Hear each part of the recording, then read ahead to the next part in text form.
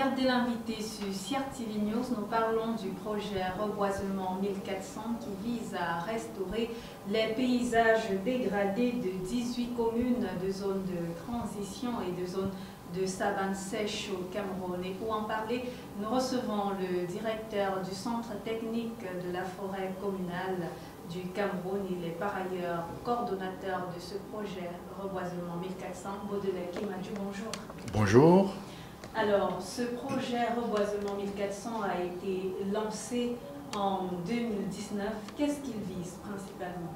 Le projet Reboisement 1400, qui est une initiative de l'Union européenne en appui aux communes forestières du Cameroun, qui ont, dans le cadre du partenariat de la coopération intercommunale, ont pensé que cette initiative était beaucoup plus intéressante dans des zones de savane sèche et des zones de transition, vise à reboiser 1000 hectares de plantation, à mettre en place 1000 hectares de plantation sur des espaces dégradés dans des zones de savane sèche et 400 hectares dans des zones de transition. Le projet Reboisement 1400 est rendu à sa 3e phase. Qu'en est-il concrètement sur le terrain? Oui, concrètement sur le terrain, c'est un projet qui fonctionne très bien et qui prouve que l'État n'a pas eu tort de transférer les compétences en matière de reboisement de l'État aux communes. Et à travers cette initiative, les communes sont en train de démontrer leur responsabilité sur la gestion durable des ressources naturelles et aussi de montrer que les communes peuvent mettre en place et conduire avec succès des activités de plantation.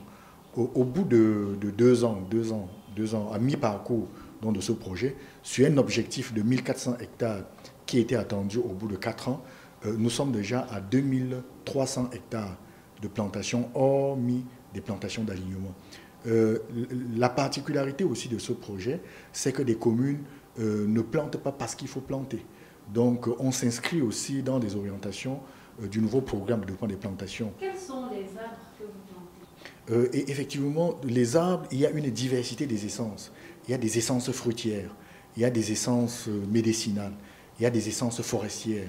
L'objectif aussi, c'est de travailler avec des communes pour pouvoir planter des arbres dont les communes trouvent qu'elles ont un intérêt à planter ces arbres. Justement, quels sont les bénéfices de ce projet pour les communautés? Les bénéfices sont importants. Je vous prends par exemple un exemple. Je vous dis, notre démarche, c'est de développer une chaîne de valeur économique autour des plantations qu'on met en place.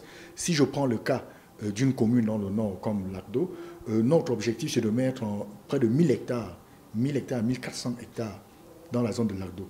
Et sur ces 1400 hectares, il y aura environ 1000 hectares d'anacarde que nous allons développer avec un partenaire privé, je veux dire qui est.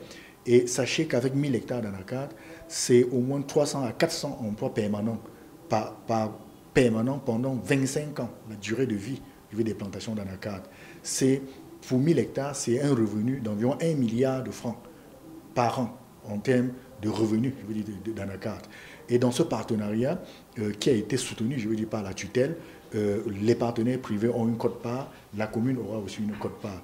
C'est aussi ce genre d'initiative que nous essayons de développer dans la plupart des communes, c'est de mettre en place des plantations fruitières sur des espaces dégradés, dans des écoles, de mettre en place aussi des plantations fruitières pour pouvoir créer de l'ombre dans des écoles, mais aussi participer à la politique d'éducation environnementale. Et quels sont les bénéfices de ce projet à long terme? Les objectifs à long terme de ce projet, c'est de restaurer au moins 1400 hectares de plantation dans ces zones. C'est de développer une chaîne de valeur économique autour de ces plantations, c'est-à-dire de créer de la richesse autour de ces plantations.